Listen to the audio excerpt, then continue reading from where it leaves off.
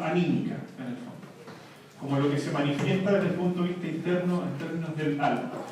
Y Humphrey Osmond fue un psiquiatra británico, murió en el 2004, y este hombre junto con John Smithies habían tomado contacto con Albert Hofmann. Albert Hofmann fue el químico que en Suiza sintetizó el LSD, ¿cierto?, el ácido lisérgico, y empezó a utilizar el LSD junto con la mescalina en pacientes con esquizofrenia. Y lo que veían Humphrey junto con Smithies era que estas dos sustancias, particularmente el LSD y la mescalina, producían experiencias que eran similares a los síntomas esquizoides. Entonces, esto les llevó a hipotetizar que las personas que tienen trastornos psicóticos, que experimentan, por ejemplo, esquizofrenia, quizás tengan algún tipo de sustancia en el cuerpo que actúa de manera similar a estos psicotomiméticos o a estos psicodélicos. El problema que se encontró Humphrey para llegar a cabo un poco esta teoría junto con Smithy era de que la psiquiatría en este tiempo, en la década del 50 en Inglaterra, estaba dominada en lo teórico por el psicoanálisis y en la práctica, en los asilos psiquiátricos, en los manicomios, por las técnicas de terapia electroconvulsiva, lobotomía y ese tipo de cosas. Entonces, Humphrey estaba investigando en estas sustancias porque quería nuevas soluciones en el fondo para los pacientes psiquiátricos. Pero no encontró nicho apropiado en Inglaterra, entonces se traslada a Canadá, y en Canadá conoce a Abraham Hoffer, que era otro médico, y ahí ellos empiezan a plantear esta teoría de que, como la mescalina tiene una estructura química similar a la adrenalina, podría existir un metabolito de la adrenalina que fuera neurotóxico y que generara las alucinaciones en los pacientes con esquizofrenia. Y así plantearon lo que se conoce como la hipótesis del adrenocromo, que justamente es un metabolito de la adrenalina y que tiene efectos neurotóxicos, y eso permitía de que se pudiera tratar la esquizofrenia con vitaminas, específicamente con vitamina C y con niacina, con la vitamina B3. E impulsaron este tratamiento vitamínico con un montón de pacientes en una provincia de Canadá. Tuvieron acceso a cerca de 5.000 pacientes. Y resulta que toda la investigación, tanto de Hoffer como de Smith con Osmond, se vio truncada ya a mediados, digamos, fines de la década del 60, cuando, junto con la contracultura y en general el movimiento antiviricista, ¿cierto?, contra la guerra de Vietnam, derivó en que se prohibieran todo este tipo de sustancias, ¿cierto?, en el gobierno de Nixon. Entonces estas investigaciones quedaron un poco detenidas y hasta el día de hoy no se sabe bien si esta hipótesis del adrenocromo, digamos, o este tratamiento vitamínico de la esquizofrenia es efectivo o no. Hasta donde uno puede investigar, no hay datos fidedignos que lo comprueben o que lo nieguen directamente. Entre medio de esto, el escritor Aldous Huxley, que ya había publicado en 1932, 1934, por ahí Un Mundo Feliz, toma contacto con Osmond porque se entera de que estaba trabajando con mescalina y se ofrece como sujeto voluntario para probar mescalina. La ingiere en 1953 y el año siguiente publica su libro Las Puertas de la Percepción, en donde cuenta su experiencia con mescalina, y dice la leyenda de que Jim Morrison se inspiró para su banda de voz justamente en este libro de Huxley, que es un libro que está traducido, lo puede adquirir fácilmente.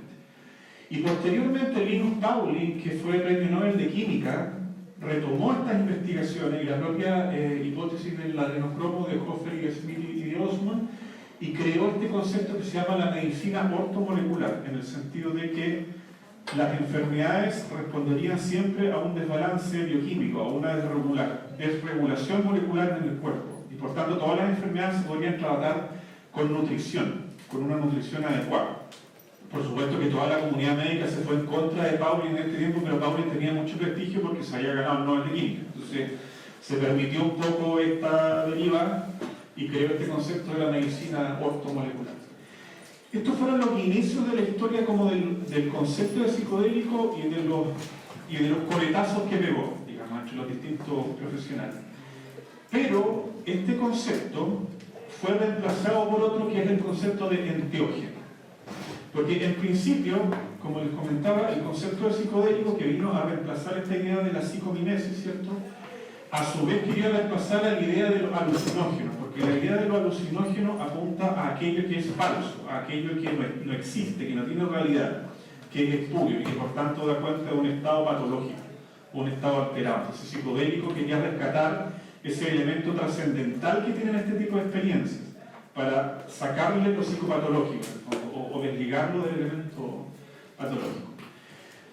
Pero el concepto que finalmente empezó como a hacer, a campear mayormente fue el de enteógeno, y la historia con el concepto del enteógeno también es interesante porque lo va a retomar la psicología transpersonal y tiene una historia que uno puede rastrear hasta la figura de Mircea Eliade, que fue uno de los principales historiadores de la religión en el siglo pasado, que creó este concepto de la hierofanía, en el sentido de manifestación de lo sagrado, porque Eliade, en su estudio de las distintas religiones del mundo, se dio cuenta de que hay muchas prácticas que están orientadas a producir manifestaciones de lo sagrado en los seres humanos. Por ejemplo, tenemos el caso del ayuno, en el judaísmo, en el islam, tenemos el caso de los mantras, en el hinduismo, el budismo, tenemos el caso del uso del peyote por parte de la iglesia nativa americana y finalmente el uso de la ganja, por ejemplo, en el movimiento de la religión Rastafari. Entonces, lo que quisieron hacer Hoffman, en este caso, el propio Hoffman, que fue el creador de la dicotomía del ácido lisérgico, el LSD, junto con Carl Ruck, que fue un filólogo, y con Gordon Wasson, que era entre medio filósofo, antropólogo, estos tres personajes que conocían la obra de Eliade se juntan y en 1978 publican un libro en donde plantean haber resuelto los misterios eleusinos. Y los misterios eleusinos eran una tradición que tuvo lugar en Grecia antigua, en la ciudad de Eleusis, en donde se hacía una peregrinación anual durante 2 milenios, fue mucho tiempo esta peregrinación anual, en donde se celebraba un ritual que conmemoraba el himno homérico a Demeter, y Demeter era la diosa de la agricultura. Y resulta que en este ritual, que no se podía contar lo que pasaba, quienes participaban del mismo consumían un brebaje, que tenían una fórmula secreta en ese tiempo, como los sacerdotes, digamos, de estas religiones. Y lo que propusieron estos tres personajes, conocedores de la obra de Eliade, era de que los griegos habían descubierto que hay un hongo del centeno. El centeno es una gramínea, ¿cierto?, como el trigo, que es el cornezuelo del centeno, que tiene propiedades psicodélicas, similares al LSD.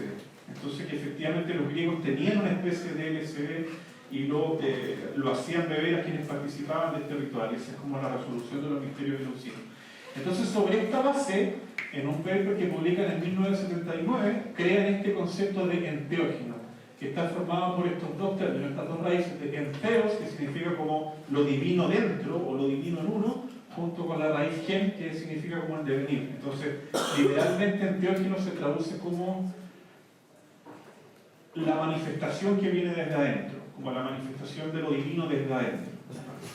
Y un poco patentaron este concepto justamente para reemplazar el psicodélico y para reemplazar el concepto de alucinógeno y intentaron mostrar cómo es una tradición que viene desde el chamanismo hasta la psicología transpersonal. Pero la historia no se acabó ahí, porque en la década del 60, Richard Alpert con Timothy Leary, que eran de la Universidad de Harvard, retomaron el propio concepto de psicodélico que había sido creado por Osmond, ¿cierto? Y entre el 60 y el 62 llevaron a cabo un proyecto con psilocibina, en donde le daban un psilocibina a los estudiantes de psicología en Harvard. Después los echaron a ellos dos de la universidad, producto de esta situación. Y el propio Richard Alpert después se convirtió en maestro espiritual, se hizo llamar Ram Dass. De hecho, hay un documental en Netflix sobre la vida de él, que es bien interesante, y publicó este texto clásico de Be Here Now en 1971. Y el propio Leary también llevó a cabo un experimento con psilocibina en una prisión, en la prisión de Concord, en Massachusetts, en donde le daban hongos a los presos que salían como con beneficio intrapenitenciario, para ver si disminuían en su tasa de reincidencia, de recidiva, digamos, criminal. Parece que generó buenos resultados. Esos experimentos, como les señalaba, quedaron truncos ya después de la segunda mitad de la década del 60, cuando se prohibieron estas sustancias. Pero ya en la década del 90 aparece este personaje, Terence McKenna, que era entre como periodista científico, etnobotánico, un hombre como autodidacta, y plantea una hipótesis que después se conoció como la hipótesis del mono dopado, porque planteó de que en el proceso de hominización, nuestra especie Homo sapiens, en el fondo evolucionó cuando empezó a consumir hongos psicodélicos, cuando empezó a consumir psilocibina. Tuvo un cambio, digamos, en su estructura neural interna que propició este salto cualitativo que nos separó definitivamente de nuestros parientes, digamos, primarios. en este libro que publica en el 92, El alimento de los dioses.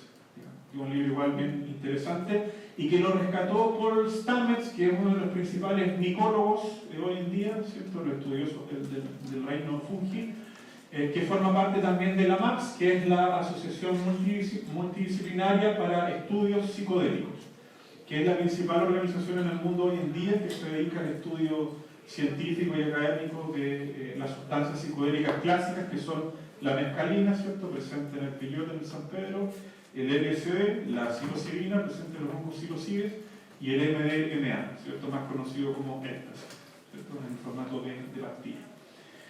De hecho, esta organización, la MAPS, ha sido la principal promotora de los usos terapéuticos o medicinales de estas sustancias. Entonces ha promovido en el Instituto Nacional de Salud de Estados Unidos que pueda ser aprobada, por ejemplo, para el trastorno de estrés postraumático, para ansiedad en pacientes terminales, crónicos, y también para fobia social o para ansiedad social.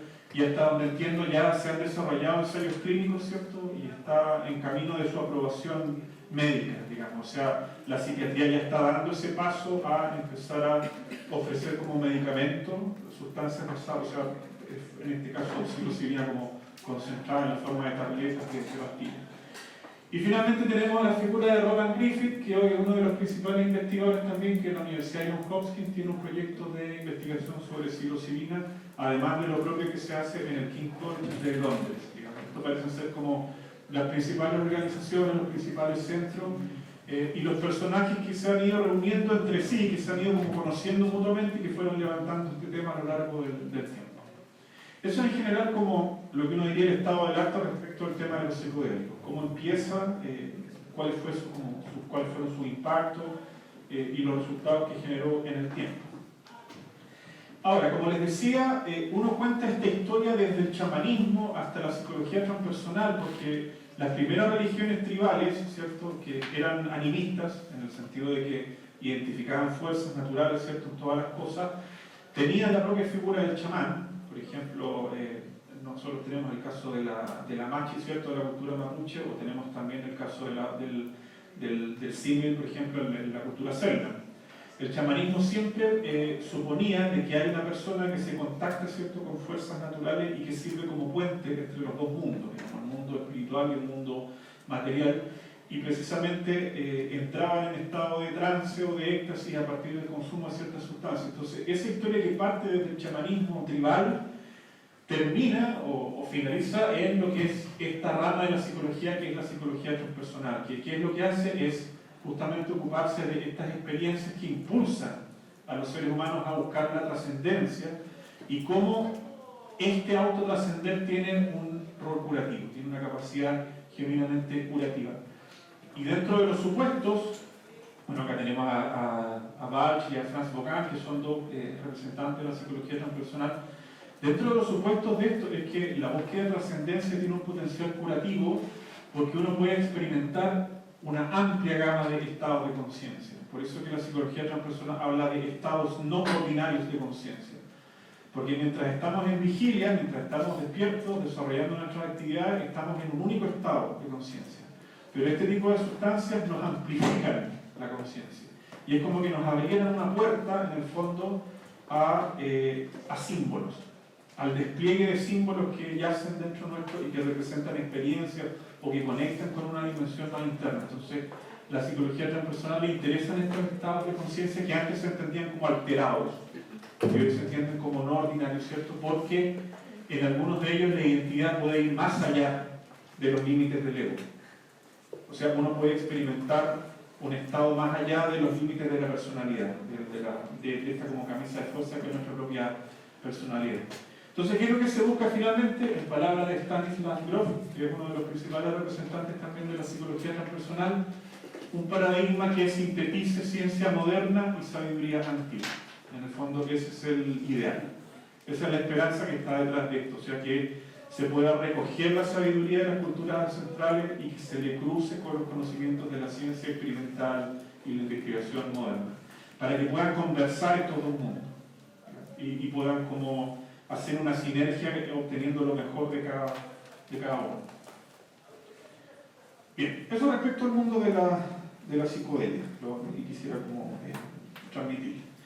Ahora, la pregunta que uno puede hacerse acá, para empezar a conectar con el campo de la psicología profunda, es si efectivamente estos estados no ordinarios de conciencia son realmente una puerta al inconsciente o no, digamos, porque acá existen dos grandes alternativas. Una es la explicación propiamente bioquímica, en el sentido de decir si estas cosas como el M o el ácido o la propia psilocibina, que si yo, te alteran los niveles de serotonina o te alteran los niveles de glutamato, ¿cierto? O te amplían el recableado, digamos, neural. Perfecto, hay cambios estructurales, hay cambios anatómicos, fisiológicos, pero la explicación queda ahí. Esa es una posibilidad. La otra posibilidad es intentar resolver la cuestión de por qué este tipo de sustancias producen experiencias que son trascendentales para las personas. Experiencias como de muerte simbólica, por ejemplo, que testimonia a la gente que ha consumido, o experiencias como de renacimiento espiritual, o sea, genuinas transformaciones de la personalidad que ocurren de la noche a la mañana. Entonces, para tratar de responder esa pregunta, que uno dice si efectivamente estos estados no ordinarios son una puerta al inconsciente, uno se tiene que meter en el concepto de inconsciente. Y el concepto de inconsciente, el estudio del inconsciente, es lo que ha dado lugar a la psicología profunda, a esto que entendemos como psicología profunda. Entonces, solamente como botón de muestra, digamos, acá estamos viendo a la figura de Henri Lemperry, que fue un psiquiatra oriundo de Sudáfrica, si no me recuerdo, pero vivió en Europa. Y él en el 70 publica este libro, yo tengo la traducción en español, El descubrimiento del inconsciente, la historia y la evolución de la psiquiatría dinámica, y es un libro que tiene 1054 páginas. O sea, solamente para que uno se haga una idea de lo largo, digamos, que ha sido el estudio, lo vasto, lo amplio del estudio del campo del inconsciente, la cantidad de escuelas de pensamiento, de teoría, de modelos que involucran, y que es algo que no se estudia en psicología en las universidades tradicionales. En realidad, uno nunca llega a estudiar este tipo de cosas, salvo que tenga un profesor o una profesora que le interesaba, por ejemplo, el psicoanálisis, o que le interesaba la obra de Jung, por ejemplo, la psicología analítica, o la psicología existencialista de Frankl, que por ahí se mete un poco, pero fuera de eso, es todo un mundo de la psicología que prácticamente no tiene cabida en nuestra psicología empírica, en nuestra psicología científica.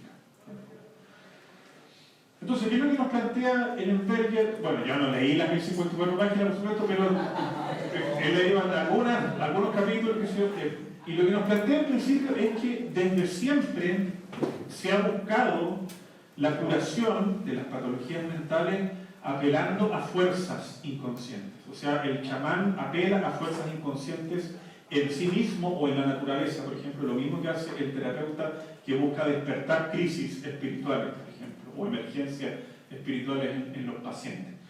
Y lo que hace Ellenberger es rastrear de dónde empezó esto. O sea, dedica primero que todo un capítulo al chamanismo. El primer capítulo es una historia en realidad del chamanismo, y luego se centra en la figura de Franz Mesmer, porque Franz Mesmer, que vivió en Francia por ahí a mediados del siglo XVIII, creyó haber descubierto un fluido psíquico que le llamó el magnetismo animal. Entonces tenía toda una indumentaria en donde la gente se ponía como sentada en una especie como de torta metálica y que agarraba como unas cuerdas metálicas y se suponía que fluía como una especie de magnetismo y así se sanaba, digamos. Entonces surgieron los magnetizadores, que eran como la moda, ser magnetista, digamos, era como lo máximo.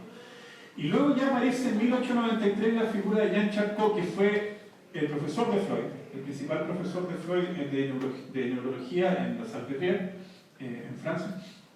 Y Charcot parte con la hipnosis, en el fondo. Ahí aparece la figura de los hipnotistas. Los hipnotistas vienen a reemplazar a los magnetistas. Hasta que ya con Freud, con Alfred Adler y con Carl Jung aparecen propiamente las psiquiatrías dinámicas.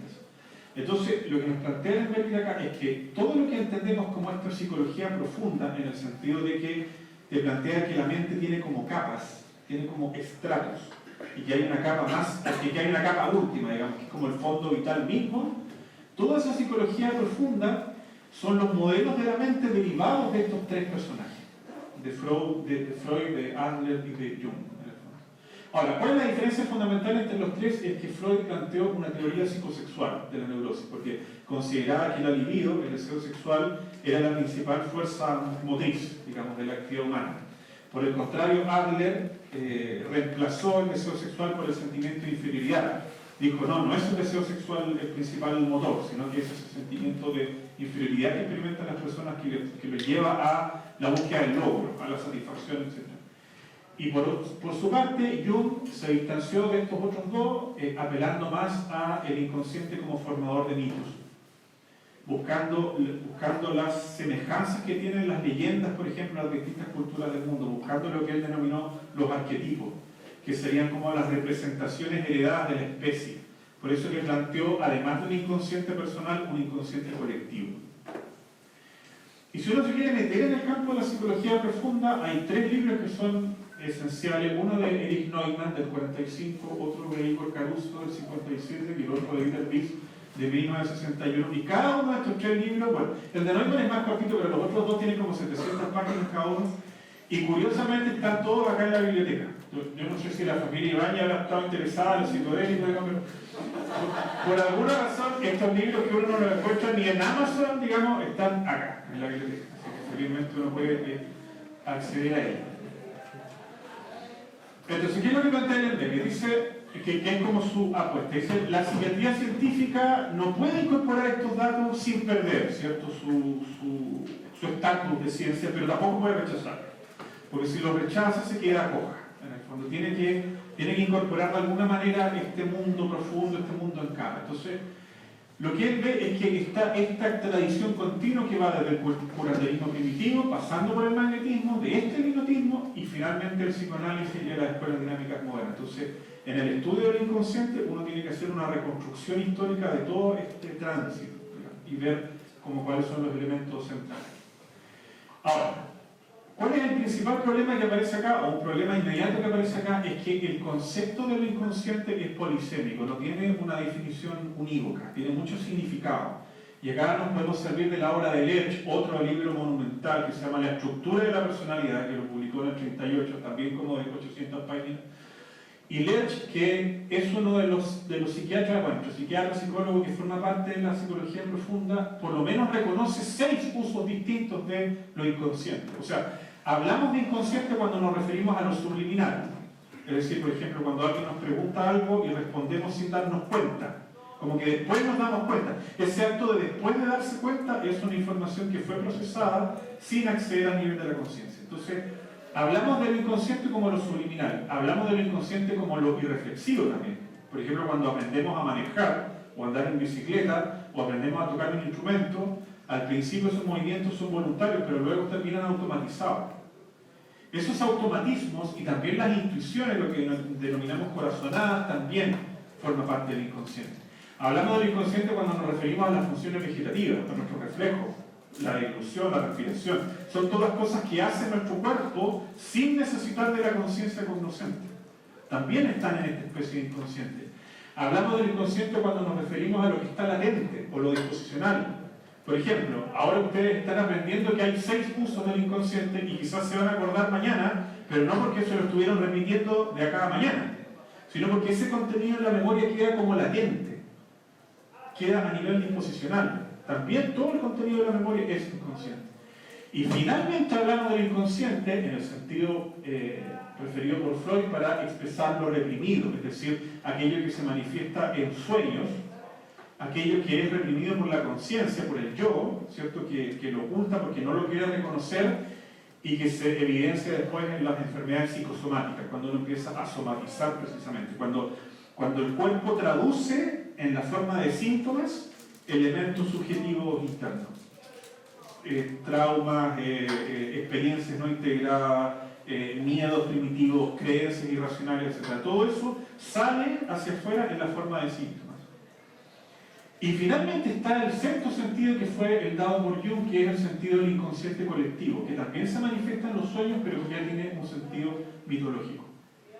Porque reflejaría por qué en las distintas culturas del mundo tenemos una imagen, por ejemplo, de la diosa madre, o la identificación de la mujer con la naturaleza, o de la figura, por ejemplo, de poder, o arquetipos del nacimiento, o de la muerte, o de la serpiente, por ejemplo, etc. O sea, los elementos con los que soñamos todas las personas, que serían como representaciones heredadas como especie. Entonces, estos 6 usos que uno le da tradicionalmente al concepto de inconsciente dificultan aún más meterse en este campo de la psicología profunda porque no tenemos una definición clara. Entonces, si uno quisiera construir una psicología profunda en el siglo XXI, digamos, hoy, tendríamos que plantearnos directamente en términos de una psicología con alma. ¿Y por qué hablamos de una psicología con alma? Porque el propio Jung reconocía de que ya en la segunda mitad del siglo XIX asistimos al nacimiento de una psicología sin alma. O sea, bajo la influencia del materialismo científico, dice Jung, solo es científico y por tanto admisible, ¿cierto? O lo que es material o lo que puede ser deducido de causas que son accesibles para los sentidos. O sea, después de esto, la psicología, que quería ser ciencia, ¿cierto? Y separarse de la filosofía, se convirtió finalmente en una psicología sin alma. Entonces, si uno quisiera avanzar hacia una psicología con alma, que es la clave de una psicología profunda, lo que uno tendría que empezar a pensar es esta vivencia de lo sagrado, que ha sido reconocido, por ejemplo, por la fenomenología de Rolf Otto, que tienen todas las culturas, en todas las épocas, digamos, de la humanidad, nos hablan de que es un fenómeno autónomo, de que tiene una vida propia, o es un fenómeno que lo podemos reducir. Que lo podemos reducir, por ejemplo, a la cohesión social, como son las explicaciones sociológicas, o que lo podemos reducir a la evolución. Por ejemplo, los psicólogos evolucionistas nos dicen de que tenemos creencias espirituales porque nuestro cerebro está cableado para el pensamiento mágico. Entonces, primero pensamos en términos mágicos, luego empezamos a pensar en términos lógicos. La lógica fue como un desarrollo tardío de la evolución. Pero estamos hechos para creer primero, antes de que para cuestionar. Entonces, uno puede dar una explicación reductiva del fenómeno religioso o puede tratar de dotarlo de autonomía. Y esta psicología profunda, como la psicología con alma, pretende justamente rescatar este fenómeno o el hecho religioso universal y darle autonomía. ¿Cuál es el problema que se encuentra? Justamente que era el que les comentaba. O sea, cuando uno mira cuál es el lugar que tiene la psicología profunda en la historia de la psicología, y acá podemos utilizar el análisis de Edith Stein, que por lo demás fue una filósofa muy interesante, porque fue una filósofa que se convirtió en monja y que murió en Auschwitz, de hecho, porque era judía. Y ella hace, en la década del 20, hace todo un análisis de la psicología en su época, digamos, y lo que ve es que lo que antes era psicología racional o metafísica, hoy es filosofía de la mente, o sea, quedó fuera de la psicología. Lo que era caracterología, que viene de Galeno, ¿cierto? Desde Hipócrates, desde los médicos griegos, hoy es psicología de la personalidad. Y por tanto la podemos explicar en última instancia sumando biología evolutiva del desarrollo más socioconstruccionismo. En el fondo con eso ya obtenemos un cuadro de la psicología de la personalidad y no tenemos que nunca meternos en esas capas más profundas. Y lo que fue la psicología empírica como tal, que hoy en día es este matrimonio entre las ciencias cognitivas y las neurociencias, en el fondo es psicología de la conciencia. Porque las ciencias cognitivas y las neurociencias entienden al inconsciente como lo automático nada más, como un inconsciente cognitivo, no ven estos estratos, donde uno podría como ver una vida anímica propia, digamos. Es una psicología nada más que de los estados mentales conscientes, de las funciones mentales, como tal. Entonces, ¿qué es lo que uno termina estudiando en psicología típicamente en las universidades? Estas dos cosas, en el fondo. O sea, lo que nos dice la genética molecular, lo que nos dice la teoría de la evolución, lo que nos dicen los modelos constructivistas, ¿cierto? Lo que nos dice la influencia de las teorías sociales, las ciencias cognitivas más las neurociencias. Y ahí se acabó, digamos, la psicología como a grandes rasgos. Entonces, en la historia misma de la disciplina, la psicología profunda ha tenido como que hacerse un hueco con muchas dificultades. Y ahí uno puede rescatar el valor. El valor fundamental que tiene este campo, digamos, es que nos permite obtener modelos integrales del psiquismo. Es decir, modelos que sean capaces de incorporar esta dimensión incluso trascendental o incluso espiritual o religiosa que toca como fibras sensibles de los seres humanos. ¿Y cuál es el aspecto central acá? Además de aportar con el concepto del inconsciente, es que nos dice que si uno quiere explicar psicológicamente la conducta de los seres humanos, no basta con la herencia y no basta con el ambiente. Necesitas plantear que la subjetividad es algo real. Necesitas plantear que los seres humanos tenemos una especie de interioridad. Tenemos como una vida mental, una vida interna, pero que no es una interioridad como cuando uno abre el cuerpo. No es ese sentido de hacia adentro, es otra especie de interioridad. Pero que está ahí, todo un campo de fenómenos que ocurre dentro de uno mismo. y que te explican la conducta, que lo tienes que utilizar como recurso explicativo. Y le debemos un poco este énfasis en la realidad de la subjetividad a pensadores como Nietzsche, por ejemplo, a pensadores como Schopenhauer, o al mundo romántico, al mundo del romanticismo, que empezó a mostrar de que los seres humanos no somos tan racionales como creemos, de que nos movemos con mucha irracionalidad, de que no funcionamos siempre con lógica, de que no funcionamos siempre con un cálculo de coste-beneficio, etc. Entonces, tenemos que incorporar estos elementos racionales. ¿Por qué? Porque lo anímico va más allá de aquello que experimenta la conciencia, ¿cierto? Lo plantea Leach así. Nuestra vida anímica es mucho más rica y extensa de lo que identifica nuestra propia conciencia. Hay toda una serie de evidencias en el fondo que a veces aparecen en la conciencia, pero que por lo general están latentes o están bajo el umbral de la conciencia. Y que justamente este tipo de estados no ordinarios que son producidos por los psicodélicos parece que nos conectan con esas dimensiones. No se sabe cómo, pero parece que nos conectan con esas dimensiones. Y solo para mostrarles un primer modelo, quisiéramos realizar con ustedes acá, junto con Felipe y con Carla, 3 grandes modelos de psicología profunda. Por eso que yo les voy a presentar el de Leach, para que después Felipe les presente el de Grof y finalmente Carla les presente el modelo de Jung. En el modelo de Leach, él se plantea que la estructura de la personalidad humana puede ser entendida en un plano horizontal y en un plano vertical. En el plano horizontal, él plantea lo que llama el círculo funcional del vivencial, porque él dice, no todo lo viviente es animado. El ser humano, además de ser viviente, es animado, tiene vida interna, tiene vida anímica, y está siempre en un temple, en el sentido de un cierto estado anímico. Está siempre el ser humano en un cierto sentimiento, y desde ahí se dirige al mundo como horizonte de percepción a través de evidencias pulsionales, que son los apetitos, los impulsos y las tendencias, y a través de conducta activa. Y de ese ir hacia el mundo, la vuelta es a través de afectos. O sea, de ir hacia el mundo recibimos emociones. Entonces, así integra esta tríada de impulsos, emociones y sentimientos. Pero esto visto desde el plano horizontal. Desde el plano vertical, él dice, estas capas, estos estratos, por eso que él habla de la tectónica de la persona, dice, en la parte más abajo está el fondo vital, y el fondo vital es donde está la memoria de especie, la memoria filogenética y también la memoria ontogenética, la propia memoria biográfica, la memoria del individuo. Todo eso está en esta capa baja, ¿cierto?, de fondo vital. Encima de ella está este fondo endotímico de endotimos, como que dentro del sentimiento, en donde están los apetitos como impulso, están las vivencias afectivas como las emociones y están los sentimientos. Y arriba de eso, en la parte superior, está la superestructura personal, que son las funciones del yo. Por eso que a la psicología profunda le interesa destacar la figura del yo, porque las neurociencias hoy en día nos dicen que el yo es una ilusión. No solamente nos dicen de que el libre albedrío es una ilusión, sino que nuestra identidad también es ilusoria. Es como que nuestro cerebro nos crea una imagen de que tenemos un yo, pero no tenemos un yo, porque somos un cerebro nomás. ¿Entiendes? Entonces, te dice, por lo menos Leach nos dice, hay funciones que son efectivamente del yo, y las dos funciones del yo son el pensamiento y la voluntad. Entonces, en la mente se combinan estas 3 capas que se dirigen al mundo, en la forma de percepción y de comportamiento activo.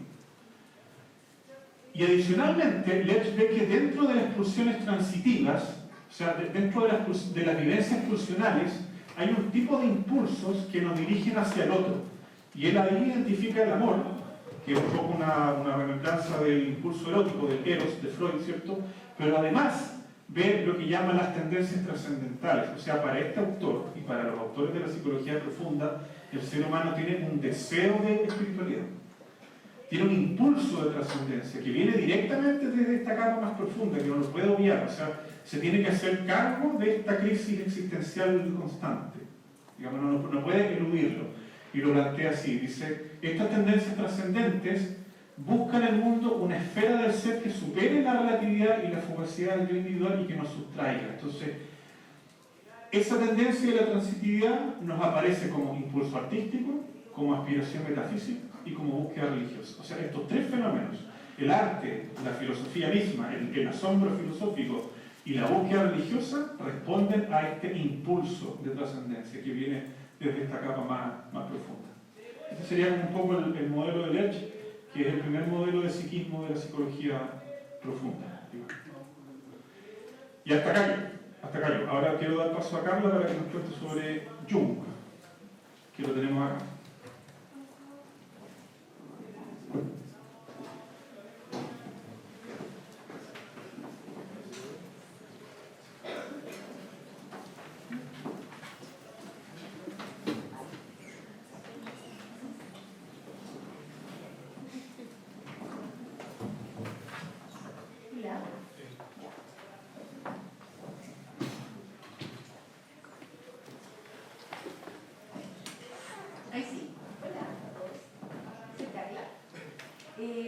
tal vez han escuchado alguna vez hablar, además de lo que nos comentaba Andrés, sobre Carl Gustav Jung. Sí, sí, ahí vemos una escritura. Bueno, para contextualizarlo, ¿cierto? Jung ha producido la psicología profunda en Suiza y siempre se vincula mucho a Freud, ¿no? Porque en el fondo se conoce como el discípulo que luego se descartó. Pero más allá de eso, obviamente Jung tiene una historia preciosa de vida antes, ¿no? En la que siempre fue un buscador. Yo me imagino que muchos de los que están acá fueron llamados también, ¿no? Por el título de esta charla, porque en el fondo me imagino que muchos de los que estamos acá son buscadores, ¿no? Y no cualquier buscador, sino que además buscadores del misterio, de la vida, de la psique, del alma, ¿no? De la existencia. Bueno, Jung desde muy chiquitito, ¿no? Fue un gran buscador de los misterios.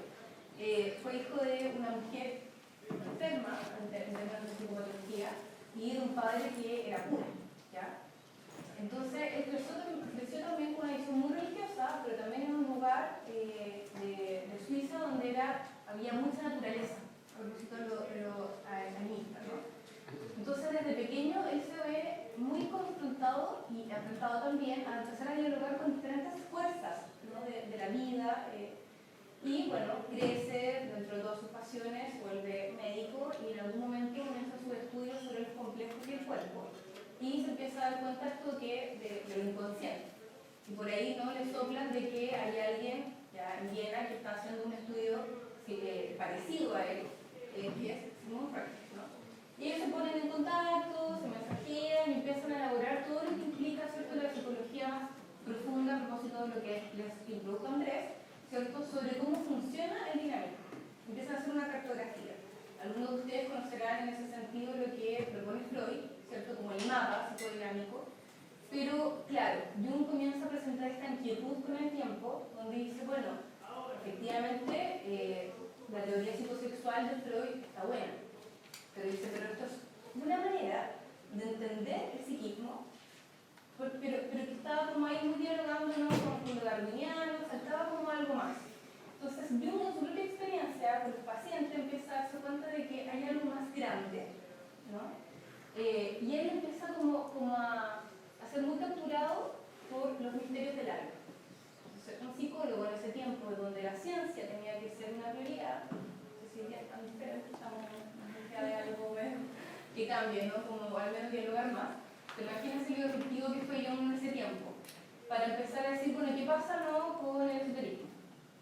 ¿Qué pasa con los fantasmas? ¿Qué pasa con la mitología? Que a lo que Freud dijo, o sea, no tenemos que parecer locos, por favor. Jung, contrólate, ¿no? Así es que, por favor, calma tus pasiones.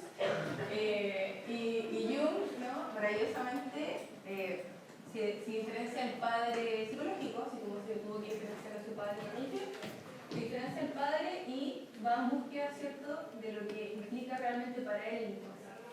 Y muchos de ustedes en la película que se llama Un método peligroso, donde aparece esta gran imagen donde a Freud y a Jung lo invitan, ¿cierto?, a Estados Unidos y ellos viajan. Acá empieza como el complejo a constelarse entre ellos de padre e hijo, donde Freud era un hombre de menos recursos que Jung. Jung estaba casado con las mujeres más millonarias, resulta, ¿no? Entonces él viaja en primera clase, es como la copucha siciliana. Le tenemos toda la vida. ¿No? Y Freud le toca viajar, ¿cierto?, como tercera clase. Y luego tiene un sueño, Jung, y Freud le dice, bueno, cuéntame tu sueño. Y Jung no le quería contar, siendo que le contaba todos sus sueños, ¿no? Entonces dice que no prefiero no contar. ¿Pero por qué no? Porque es algo conmigo, es algo con la figura del padre. Y Jung tiene un sueño donde empieza a entrar a una casa y él se da cuenta que en esa casa cada vez hay más habitaciones y entra y de pronto se da cuenta que hay algo más abajo y va a ese piso y sigue el siguiente y empieza a darse cuenta que esa es la psique humana, ¿no?, en este sueño. Y dice, o sea, nosotros tenemos, claro, el presente, la conciencia en la primera habitación, pero después uno empieza a bajar y empieza a darse cuenta de que tenemos un legado. ¿Y qué pasa con ese legado de la psique? Y ahí se empieza a dar cuenta que a través de los mitos hay conexiones, ¿cierto?, a través de la imagen, de los símbolos, de la representación arquetípica, sacar de lo arquetipo, dice, aquí está pasando algo importante que Freud no está tomando en cuenta, ¿no? Y aquí es donde se produce el quiebre entre ellos. Porque él dice, yo tengo que escuchar este llamado, que es algo muy junguiano, ¿no?, como escuchar el llamado de que más que junguiano incluso se ven todos los mitos, el llamado el ego. Ustedes lo ven Kung Fu Panda, ¿no Kung Fu Panda? Que no va a fácil practicar, ¿no es cierto? Kung Fu Panda, así un ardito, así como ya, ¿cómo yo voy a ser el guerrero dragón? O sea, no, es imposible, bueno, si tú puedes, no, yo prefiero los maestros, allá, siempre es el otro, ¿no? Entonces, Jung siente el llamado, dice, este llamado a, y voy por ello, voy a descubrir de qué se trata. Lo sacan de todas las asociaciones científicas, ahí llaman Jung, obvio, ¿cierto? Y él se va a su torre, se encierra, se construye una torre, y voy a hacer sus cosas, ¿no? Bueno, se encerra en esta torre y él empieza a investigar de qué se trata el concepto. Y ahí viene este libro, que es el libro rojo, que ustedes lo pueden encontrar en un librado así gigante, ¿no? Donde aparecen imágenes que él empieza a tallar, uno empieza como a entrar en una onda como decir, bueno, ¿qué es el concepto? Entonces, es uno de los pocos psicólogos que ha ido, ¿cierto?, tan lejos de manera como disruptiva, y él nos presenta, más que él, porque fue el propio junguiano, este modelo del psiquismo. ¿Ya? Acá podemos estar una semana hablando de esto, pero en vista del tiempo y demás, vamos solamente a presentar como los conceptos básicos. ¿Ya? Entonces, lo primero que tenemos es la diferencia, ustedes pueden ver ahí, ¿cierto?, que hay una distancia entre lo que es el inconsciente colectivo y el inconsciente individual. ¿Ya? Esa es la primera diferencia que hace Jung, que agrega lo colectivo. Bien, entonces, en el centro de la conciencia tenemos el ego. Entonces, claro, casi siempre se conoce el ego, ¿cierto?, como este margen más del egocentrismo. El ego acá se rescata como nuestro centro de la conciencia. O sea, quién soy yo, cuál es mi personalidad, con quién me identifico, ¿no? Eso es el centro de la conciencia. Y el ego está como flotando, ¿ya? Es como un barquito que está como flotando en el océano del inconsciente. ¿Ya? O sea, yo tenía esta imagen, decía, bueno, nosotros que creemos que todo lo sabemos todo y somos seres tan racionales y científicos, bueno, yo les cuento que somos como el ego, es como un barquito navegando en el océano del inconsciente. Esa es la imagen, ¿no? O sea, el inconsciente es vasto, tremendo, infinito, y la conciencia es mucho más limitada, ¿no? Entonces, el ego tiene que dialogar con todas las otras instancias psíquicas. Lo que tenemos más hacia afuera, más hacia la conciencia, diría yo, es lo que en ese entonces llamaba la máscara. Que hoy día se le dice, en psicología junguiana, se le dice persona. ¿Ya? Todos nosotros tenemos más de una persona. O sea, cuando voy a casa a visitar a papás, me comporto de una manera. Cuando estoy con mis amigas y mis amigos, me comporto de otra. Cuando hay consumo un poquito, ¿no?, de alcohol, otra. Todos tenemos, ahora, esperamos que haya cierto como coherencia entre esas personas y que no sea tan extraño unas de otras, ¿no? Pero, ¿por qué nos dice Jung? Que nos sirve mucho a nosotros, es muy adaptativo tener esa máscara o esa persona, ¿cierto? Porque es como también nos protege vitalmente hablando, ¿ya? ¿Cuál es el problema de esto? A propósito de lo que también nos habla Andrés sobre la psicología de la conciencia, que muchas veces se trabaja, ¿cierto?, en la psicología desde el ego hacia la máscara, cómo funcionamos en el mundo, ¿cierto?, nuestros roles, etc. ¿no? Pero aquí Jung dice, el peligro del sujeto es que nos terminemos identificando o sobreidentificando con nuestra mente. Por ejemplo, si ustedes fueron, no sé, desde niños, ¿no?, muy llamados al éxito por su familia y están acostumbrados a ser muy exitosos, a tener buenas notas, etc. Y llega un momento en que en la vida fracasan, y todos fracasan, la identidad se pone en juego, se quiebra. A todos nos duele el fracaso, pero cuando el ego está sobreidentificado por un estereotipo o una manera de ser, obviamente la identidad se pone más en juego, ¿ya? Entonces eso es como lo más puesto en el mundo. ¿Qué buscamos nosotros en la psicología profunda? Al revés, buscamos que el ego logre salir de esa máscara, la identifique, sepa perfecto cómo funciona, entendamos que es adaptativa, pero salgamos de la máscara para entrar a algo mucho más profundo. Y para eso tenemos que entrar en lo inconsciente, y en el inconsciente personal, ¿no? Y de ahí que existen dos formas, ¿no? Está lo personal, lo individual, lo inconsciente terapia, pero también hay otros modelos que nos ayudan a crear el inconsciente colectivo, donde vamos a capturar elementos para la formación de nuestro psiquismo y la integración, ¿no? Y esos modelos pueden ser danza, ¿cierto?, ceremonias, lo sagrado,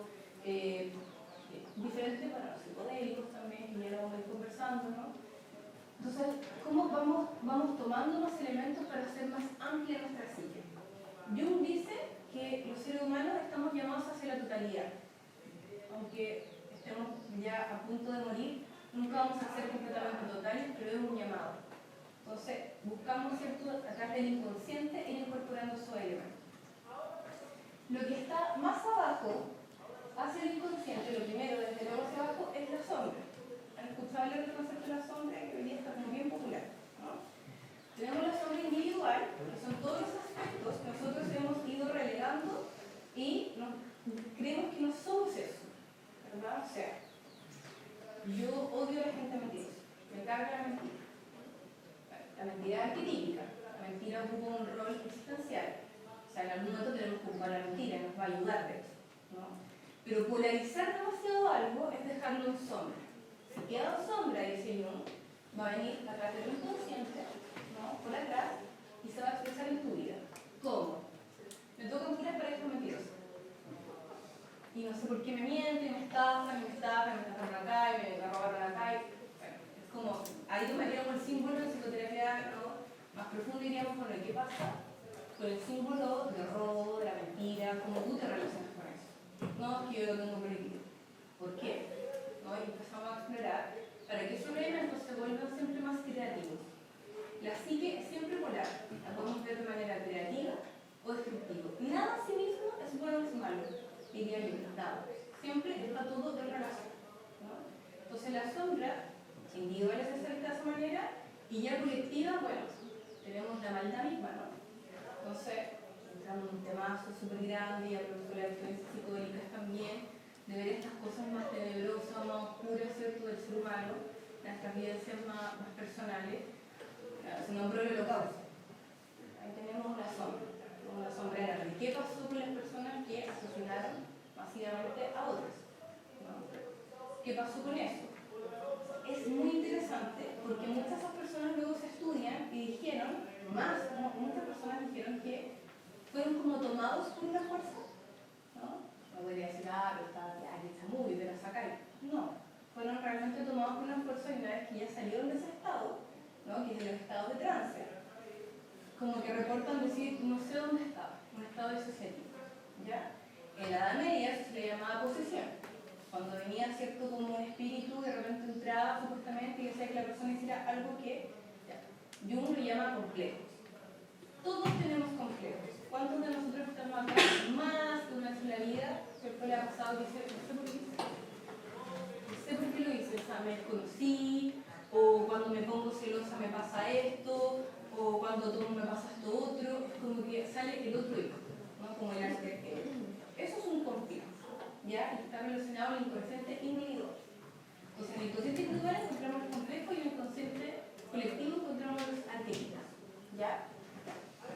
Y, para no alargarnos mucho más, para acá abajo entonces encontramos el arquetipo, y el arquetipo central es el ser, que a propósito de lo divino sería este centro, ¿cierto?, que es como el que está mandando la orquesta, ¿cierto? Toma todas las fuerzas psíquicas y las hace reguladoras, ¿no? Y es como yo diría que es como lo divino, como el centro, como lo solar dentro de todo nuestro psiquismo, que ayuda como a nutrir las instancias psíquicas, ¿ya? De ahí tenemos también otros arquetipos centrales, como el anima animus, quizás lo han escuchado, que son los arquetipos contrasexuales, ¿no?, que antiguamente se pensaba que el ánima estaba en el hombre, era lo femenino en el hombre y el animus era lo masculino en la mujer. Hoy día sabemos que eso ya no opera porque tenemos otra concepción, ¿cierto?, de que el femenino y el masculino está dentro de nosotros. También son fuerzas psíquicas que ahora alimentamos, ¿no? Lo importante de lo arquetípico y lo colectivo es que efectivamente es una ruta, como sale acá, que se llama el eje Ego 6, es una ruta donde los símbolos que salen desde lo arquetípico van a la conciencia individual y la nutren, la amplifican, ¿ya? Y eso también nos da la experiencia mucho más psicoespiritual, si queremos llamarla así, de ser participantes de una totalidad. O sea, lo que me pasa a mí, me pasa a muchos seres humanos. Ahora, que nos pase de manera similar, como los mitos, ¿no?, no significa que todos lo habitemos igual ni para lo mismo, ¿no? Ahí es diferente, ahí viene la diferenciación y el inconsciente individual. ¿Para qué te está pasando esto particularmente a ti en tu proceso de individuación? Algunas personas les pasará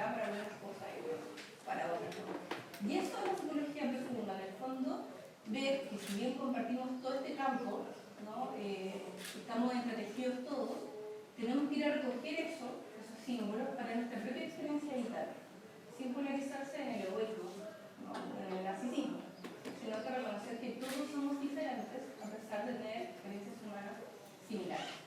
¿Cómo podría relacionarse esto con lo psicodélico? Que vamos a ir hablando, porque en el fondo, ¿cierto?, la experiencia psicodélica remueve el avispero simbólico, ¿no? Y tomamos entonces los símbolos y ¿qué hacemos con esto?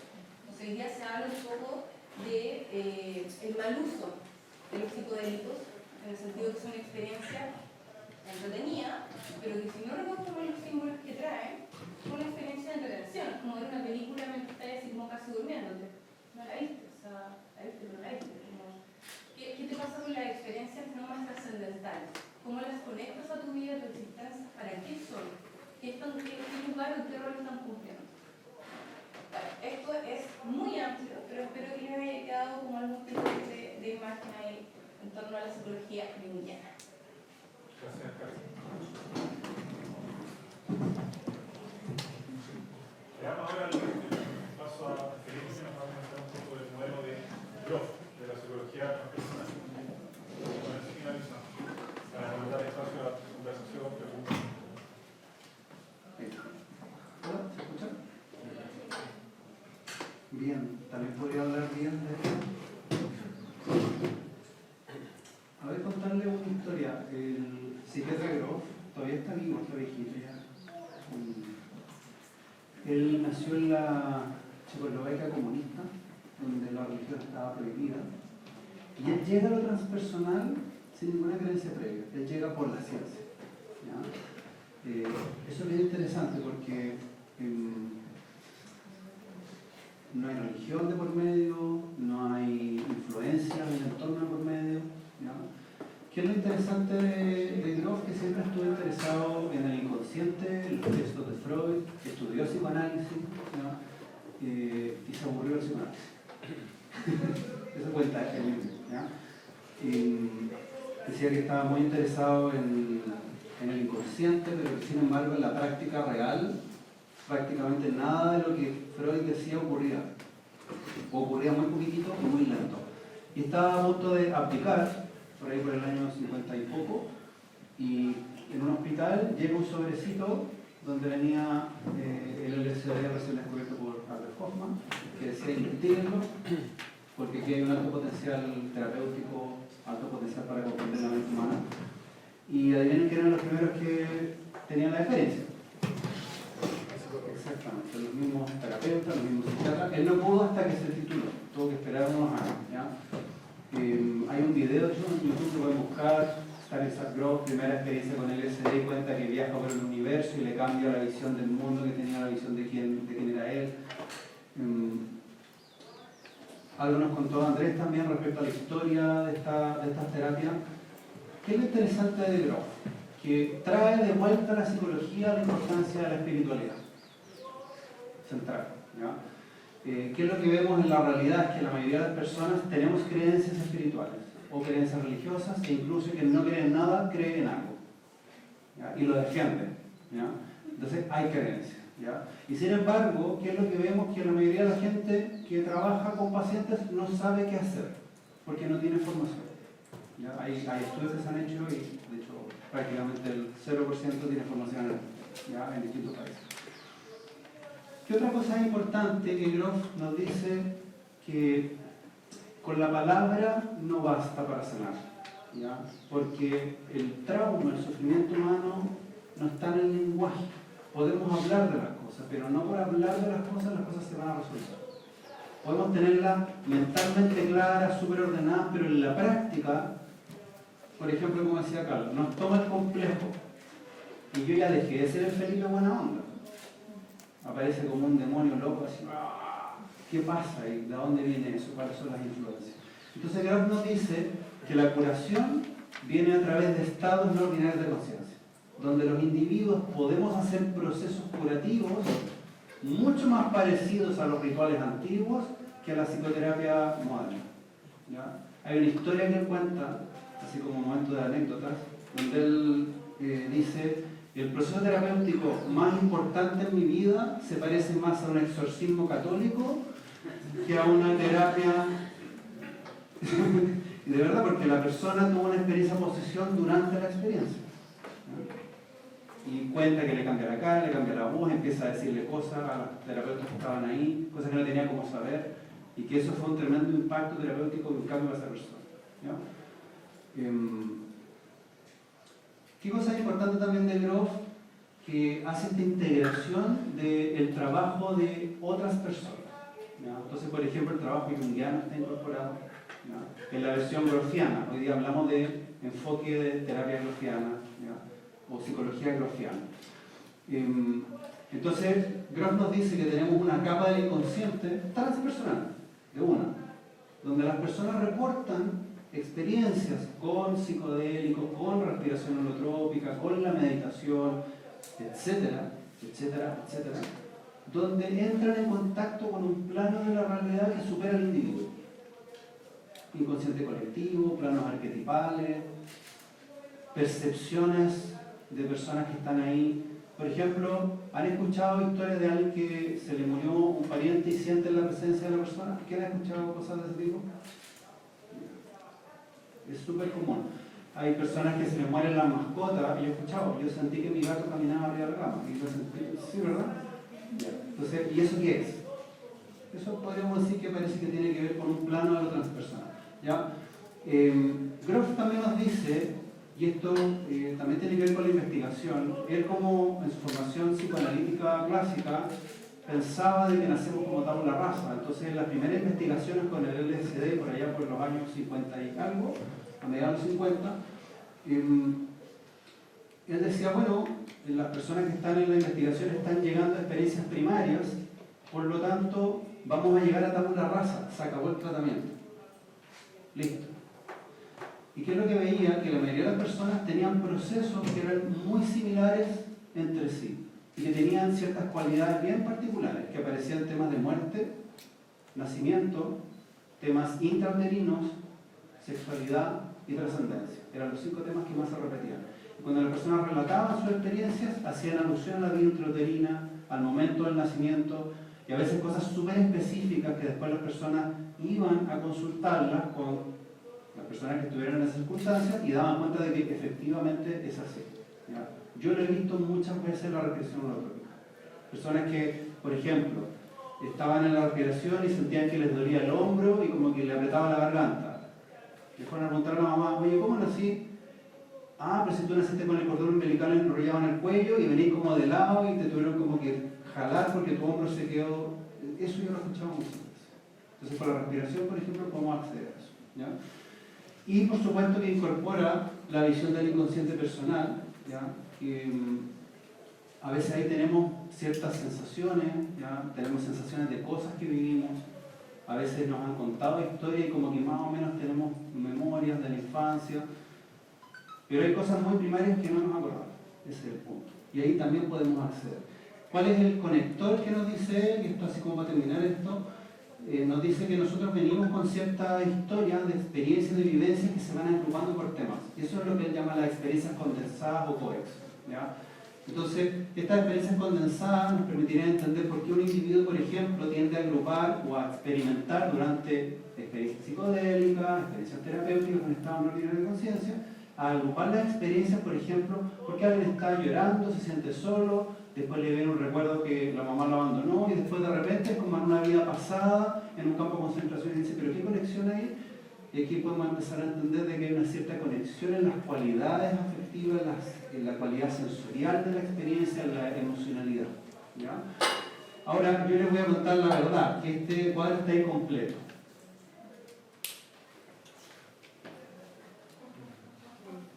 Está incompleto. Y les voy a contar por qué. En el año 2019 salió el último libro de Grof que se llama La vida del psiconauta. Son 2 tomos así grandotes, también como de 500 páginas cada uno. Pero no está incompleto porque el libro es largo. Está incompleto porque en el modelo final de Grof está la astrología.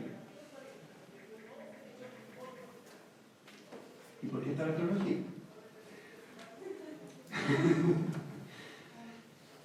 Cuando estuvieron investigando en Esalen, ESALEN es un centro de terapias donde pasó todo el movimiento humanista y transpersonal y todavía existe y han pasado los grandes terapeutas en esta vida.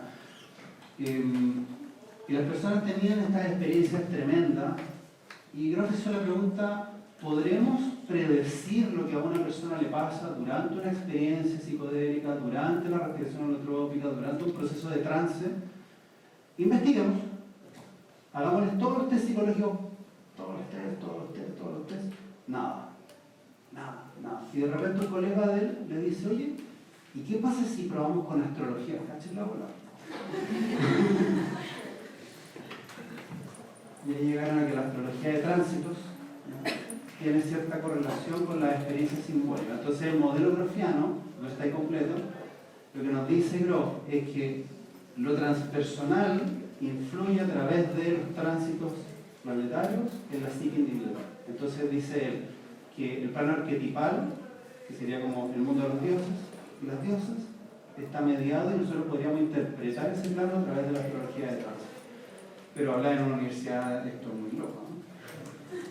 De hecho, en Brasil, por ejemplo, un libro de él que habla de astrología, ese capítulo lo dejaron fuera porque la editorial consideró que el libro iba a ser considerado chanta.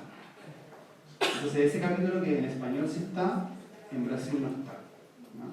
Súper interesante. Temas polémicos. Gracias. Bien, eso era nuestra humilde presentación, digamos, de este tema.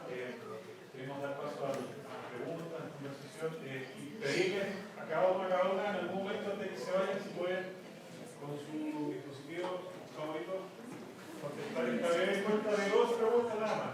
¿Sí o no? 2 preguntas que se responden sí o no. En cualquier momento antes de que se vayan. Así que bueno, abrimos el micrófono, digamos, para quien quiera comentar alguna experiencia, testimonio. Acá estamos en un ambiente acogedor, tranquilo, digamos, de confianza, o algún comentario, interrogante.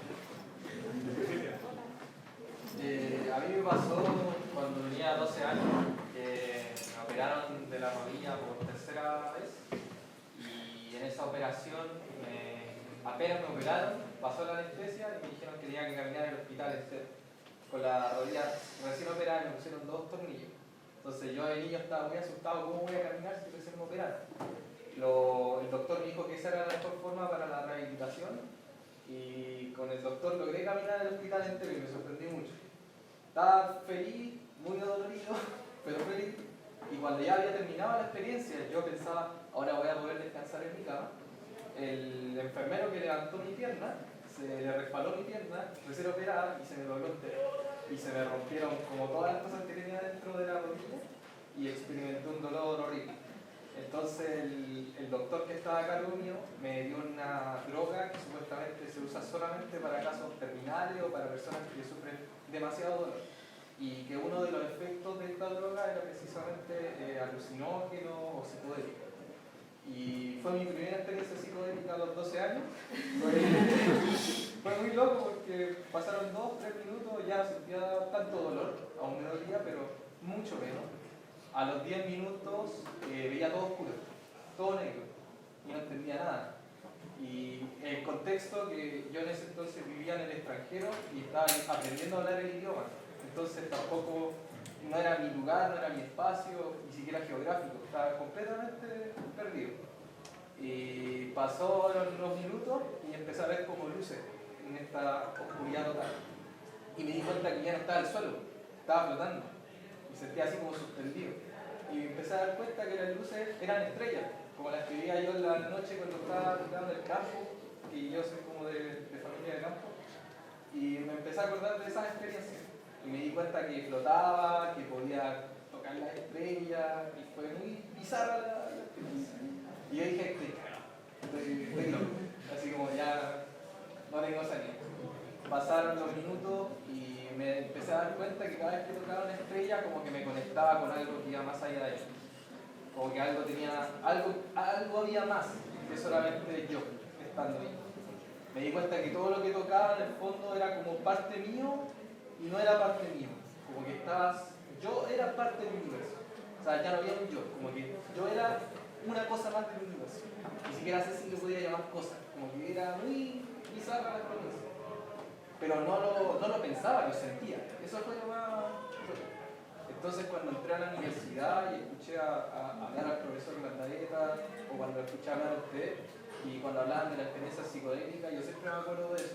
Y como yo viví esa cosa y me sorprende mucho que gente escriba y haya tenido experiencias muy similares a la mía, con drogas. Yo hasta el día de hoy no sé qué droga no sé cuál me dieron. Pero esa fue mi primera experiencia psicodélica y estoy completamente de acuerdo con que... Y fue una situación súper igual crítica, porque estaba con mucho dolor. Y ahora me imagino cómo hubiera sido si hubiera sido en un contexto mucho más amigable, donde me dieran una microdosis quizás, en donde profesionales me administraran, supieran cuánto es lo que necesito, compañía, consejo, set-in, set-out.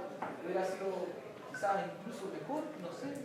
Pero yo creo que una persona nunca está preparada para saber lo que realmente sabe o no sabe. O sea, ¿a qué me refiero? Como que uno cree saber mucho sobre uno mismo, pero cuando uno se topa frente a este tipo de circunstancias, uno se da cuenta que no tengo la menor idea realmente lo que tengo o lo que no tengo. Como que esa es como la enseñanza final. Entonces uno como que igual, a mí lo que me enseñó esa experiencia es que uno debe aventurarse y jugársela en cierto sentido, no quedarse apegado como en este yo, por decirlo así, sino que siempre aventurarse a escuchar personas y escuchar experiencias, como lo que más, como tocando estrellas. Así me imagino yo cuando lo escucho hablar, por ejemplo.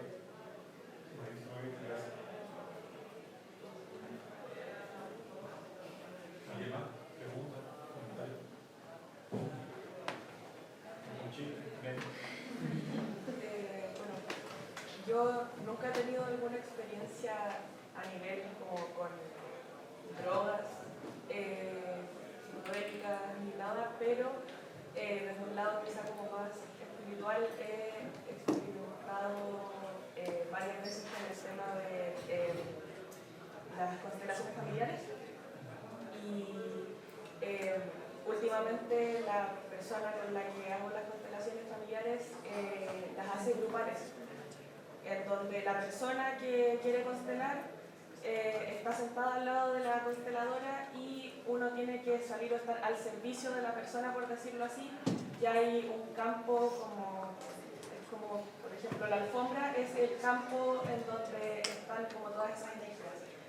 Y puedo decir de que se siente absolutamente todo lo que la persona está sintiendo, o por ejemplo, sale la persona y después quiere trabajar con las mamás, sale la mamá, que sería la persona que está al servicio, y después empiezan a salir distintas cosas como en realidad también está la abuela involucrada, o sacamos la rabia, y distintas personas van sintiendo distintas cosas acorde a en sí la persona en particular, y todo va haciendo sentido dentro de esa constelación.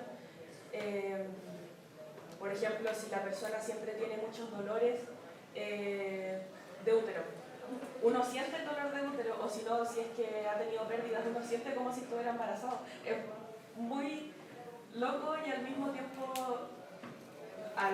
o sea, no es psicodélico en sí, pero se puede sentir como que uno es parte de algo más allá de solamente uno mismo. Claro, se desdibujan los límites de uno. Muchísimas gracias.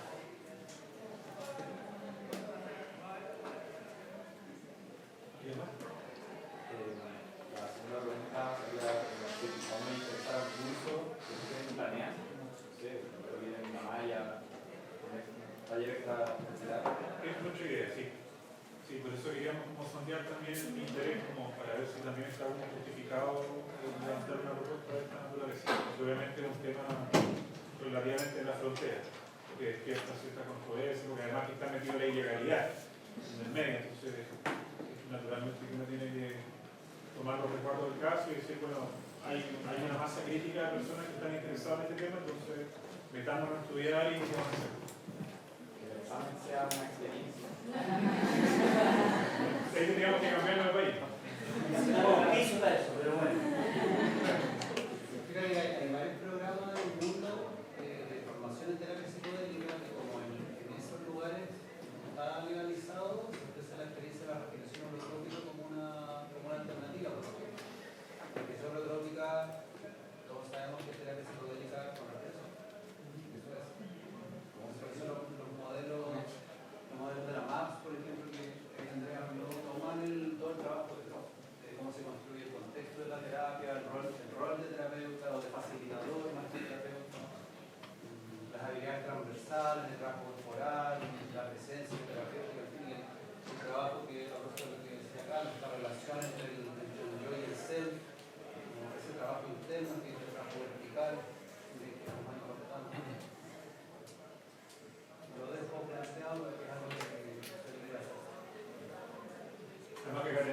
profesores en la creación holotrópica. Justo tengo un taller. Pero los más locos, por ejemplo, son los del SAT de Naranjo que van a Brasil a tomar ayahuasca y hacen allá porque saben que en ese territorio se puede tomar. Por acá. Ahí. Bueno, yo soy estudiante de psicología de la universidad, ahora estoy en el clínico y me ha tocado tener pacientes de semestre y a mí en realidad esto que me han dado me hace mucha soledad y me ha gustado como desde mi propia experiencia trabajar personalmente con esto. Y siento que, bueno, depende igual de cada persona, de mi manera de trabajar sus temas personales, pero siento que esto sería una muy buena manera de poder dar y me gustaría saber, como desde lo que acaban de comenzar, qué práctica plena, concreta, por ejemplo, dentro del trabajo, o qué conocen que se puede hacer en Chile. Pero también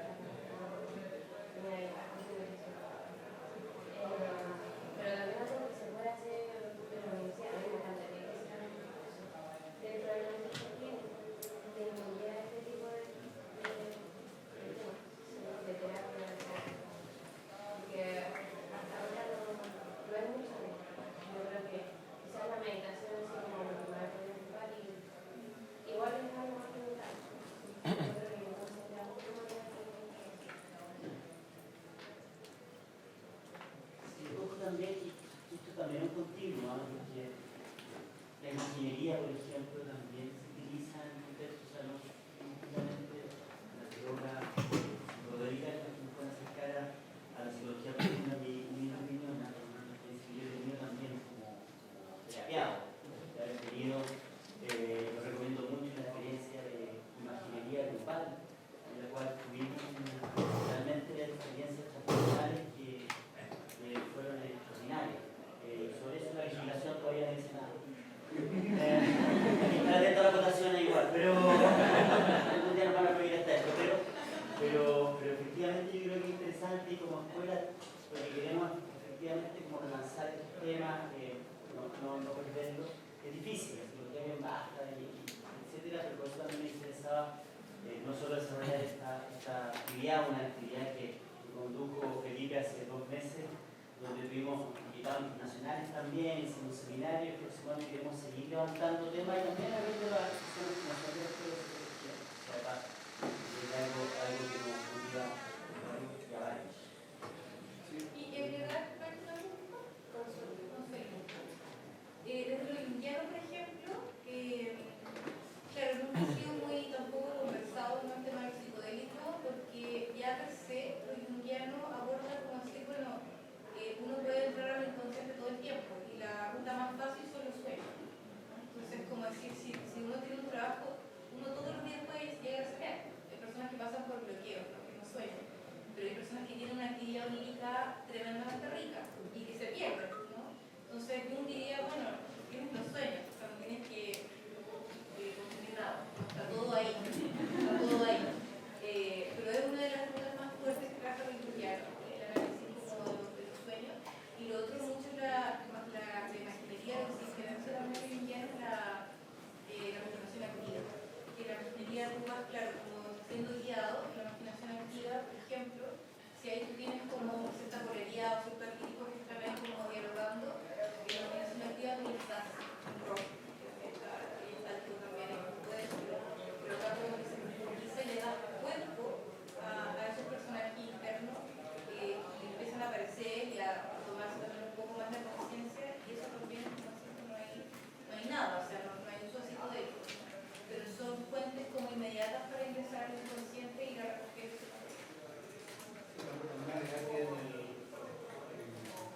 El modelo de trauma hoy día, que están incorporando la neurociencia y el trabajo somático, plantean de que el trauma está en la memoria procedimental. O sea, son acciones que yo no pude realizar, no me pude defender, no pude alejar algo, etc. Entonces, a mí eso, por ejemplo, me ayudó a entender por qué en la respiración holotrópica las personas necesitan hacer algo. Golpear, gritar, llorar, como completar una acción. Hoy día enfoque incorporan eso y tampoco tienen nada que ver con los psicodélicos. Bueno, es atención al foco. O sea, hay manera. Una última pregunta, porque tenemos que estar en la sala hacia las 5. ¿Tienen un comentario? Sí, por favor. Tenía dos cosas. Entendiendo que los efectos de la sustancia activa de los mitos son la psilocibina, que activa el neurotransmisor 5-HT2, el cual está constantemente activo en los casos de esquizofrenia, porque se relaciona con la percepción visual.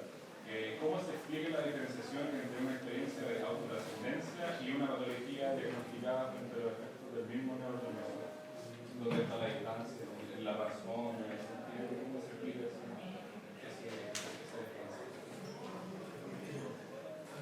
La experiencia clínica, lo que tú ves que en general las experiencias patológicas hay una desorganización completa de la persona. O sea, la persona no sabe qué le está pasando, va a aparecer el delirio místico o mesiánico. La idea de que tú estás recibiendo algo particularmente especial y creer que tú eres el salvador del mundo, va a aparecer paranoia, o sea, una serie de elementos clínicos que te hacen como observar de que hay una desintegración, no una mayor integración.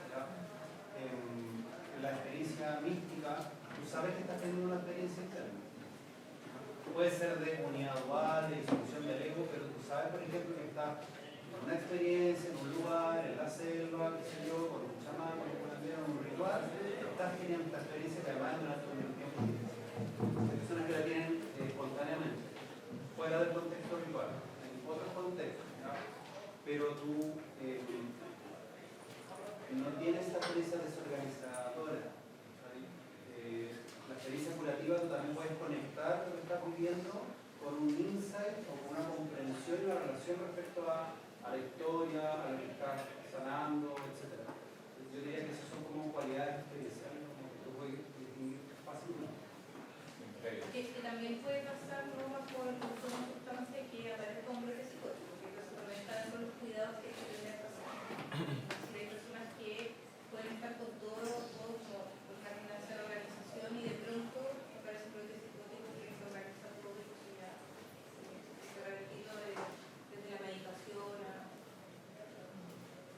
Y la segunda línea era, claro, mencionaban en una diapositiva los símbolos internos, como la puerta de los símbolos internos, ya porque esta asimilación implica un abrir, abrir la puerta más inconsciente, también ese abrir implica una llave, como llaves. Entonces, en este caso vimos la sustancia externa como esas llaves también, y también como herramientas de autodescubrimiento, ya sea dirigidas o autodirigidas. Entonces, ¿qué implicancia tendría la generación voluntaria y consciente de estos estados de conciencia? No necesariamente para lo externo, sino como por la propia autogeneración. Sí, mira, yo lo entiendo como mantenerse en una actitud vital constante de aceptación en general y de apertura.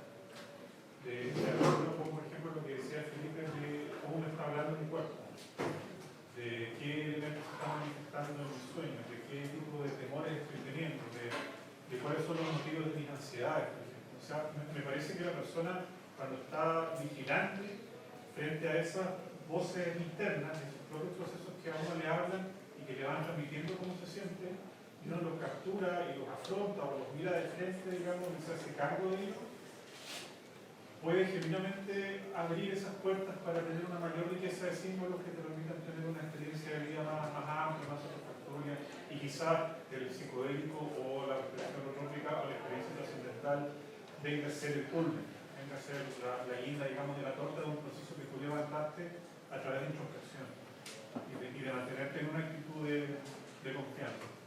De confianza de que la vida juega a tu favor, aunque suene un poco romántico. Claro, personalmente en eso, en la experiencia que he tenido, se centran como en lo simbólico, exactamente el presente que te dice, en lo mundano que cotidiano también se puede considerar, y externamente, también se puede hacerlo interiormente. Yo también lo tengo.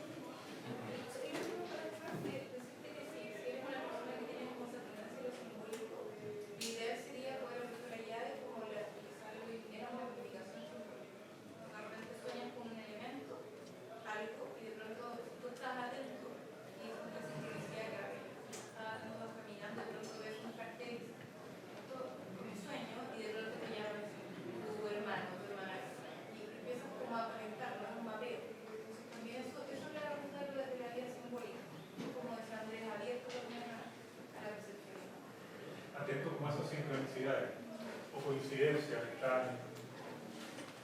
Bueno, gracias por vuestra asistencia.